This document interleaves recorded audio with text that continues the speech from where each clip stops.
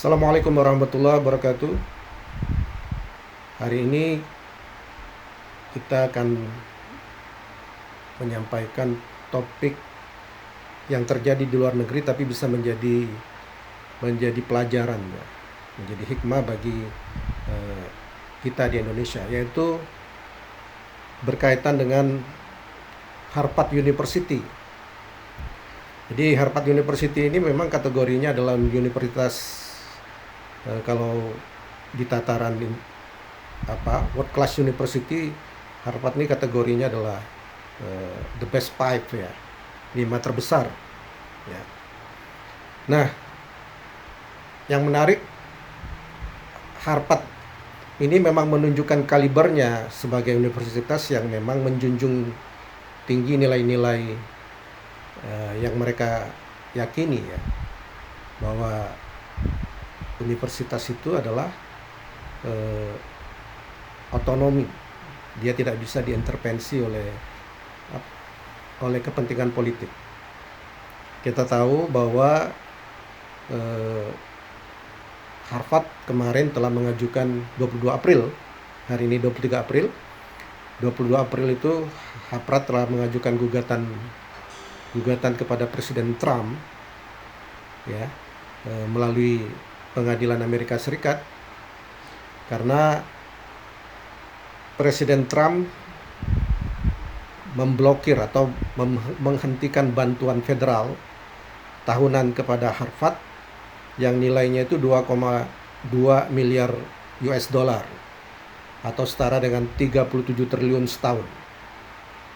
Karena Harvard tidak mematuhi keinginan presiden untuk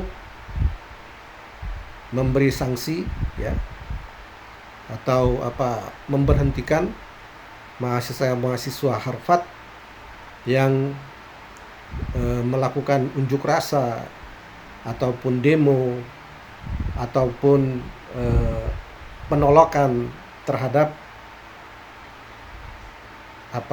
kolonialisme di Palestina yang dilakukan oleh Zionis Israel. Nah, Presiden Amerika Serikat mengatasnamakan bahwa Harvard itu mengambil posisi sebagai entitas yang anti-Semitisme ya. Kemudian atas pandangan sepihak tersebut, dan karena Harvard juga tidak mau mengambil posisi yang sama dengan Trump ya, menghentikan semua aktivitas yang anti Israel di Harvard ya, aktivitas kegiatan mahasiswa yang menunjukkan penolakan terhadap penjajahan Israel di Palestina. Maka sebagai sanksinya Harvard diberhentikan bantuan tahunannya oleh pemerintah sebesar 2,2 miliar US dollar atau 37 triliun. Itu jumlah yang sangat besar. Jadi menarik sekali karena pembelaan yang totalitas terhadap Zionis Israel ya.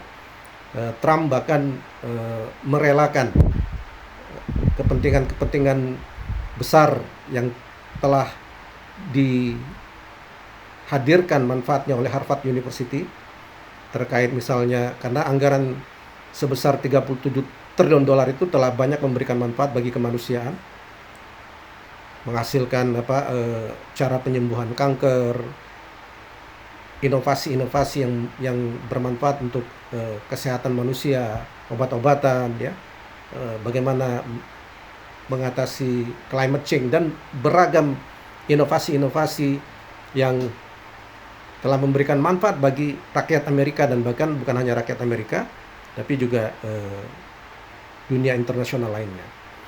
Dan atas keberpihakan politik seorang presiden ya terhadap penjajah Zionis Israel, kemudian universitas yang kinerjanya bagus dihentikan pendanaannya karena dia dinilai telah eh,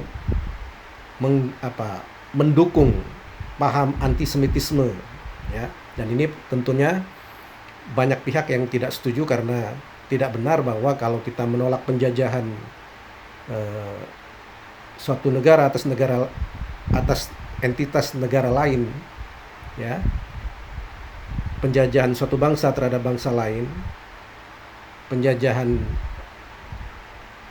Zionis terhadap Palestina itu dikatakan sebagai antisemitisme. Tidak ada kaitannya dengan penolakan Yahudi.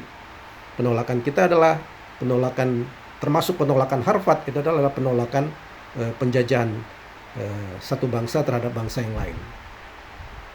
Ya. Nah, yang menarik bagi saya, yang bisa menjadi pelajaran besar bagi kalangan akademisi dan kampus di Indonesia, bahwa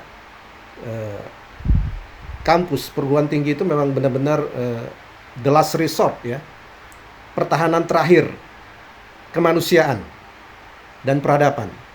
Jadi kampus itu, perguruan tinggi itu benar-benar menunjukkan otonomi di dalam paradigma dan di dalam ruhnya. Jadi tidak paradigma secara retorika, tapi memang paradigma yang memang telah hadir dalam menjiwai aktivitas kampus itu, ya, sehingga kampus itu benar-benar hanya berpihak kepada kepentingan peradaban dan kepentingan kemanusiaan, ya. Kalau dalam konteks global, mereka kampus tidak boleh dan tidak mau seharusnya diintervensi oleh pihak manapun kalau intervensi itu menyebabkan kampus itu menjadi melawan atau menjadi penindas kemanusiaan dan peradaban. Itu yang pertama. Yang kedua, dalam konteks kepentingan nasional, kampus itu juga berpihak kepada kepentingan bangsa dan rakyat, tidak berpihak kepada kepentingan penguasa. Nah, Harvard University itu telah memberikan contoh yang baik, ya, menunjukkan memang kaliber perguruan tinggi ini memang wajar mendapatkan posisi sebagai perguruan tinggi kelas dunia, level atas dunia, ya. Dan jadi kalau kita ingin menjadi perguruan tinggi Indonesia